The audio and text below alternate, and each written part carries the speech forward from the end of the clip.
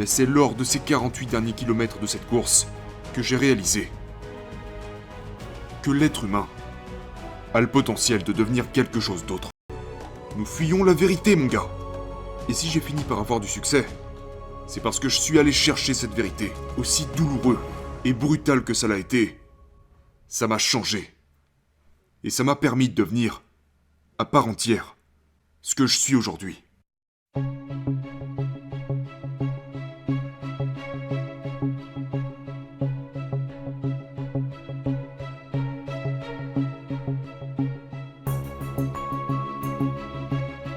Je connaissais rien aux ultramarathons. Je n'avais même pas couru de marathon. Je connaissais rien de ce monde. Donc j'ai cherché sur Google le top 10 des courses les plus difficiles au monde. Et je suis tombé sur cette course appelée Badwater 135. C'est une course de 217 km à travers la vallée de la mort en période d'été. Je pensais que c'était une course par étapes. Je venais de rentrer d'Irak, j'étais allé directement en école de chute libre, et puis nous voilà à cette course.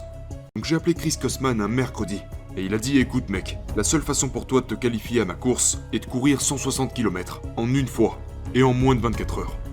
Et il y a justement une course comme ça, ce samedi. Donc, 3 jours plus tard. Et il a dit, si tu te qualifies, en courant ces 160 km en moins de 24 heures, je te prendrai dans ma course. Je suis allé droit au but.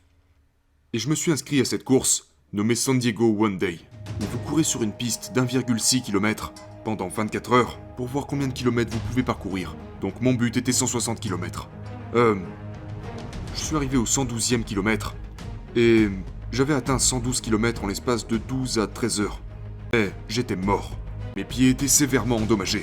J'avais des fractures de stress, des périostites tibiales, des déchirures musculaires. J'étais vraiment dans un sale état. Donc, je me suis assis au 112e kilomètre. Mais je pouvais même pas me lever de cette putain de chaise. Donc, je pissais du sang sur ma jambe. Je me chiais dessus littéralement. Et j'avais encore 48 km à faire. J'avais surmonté tellement d'obstacles dans ma vie. Mais c'est lors de ces 48 derniers kilomètres de cette course que j'ai réalisé que l'être humain a le potentiel de devenir quelque chose d'autre.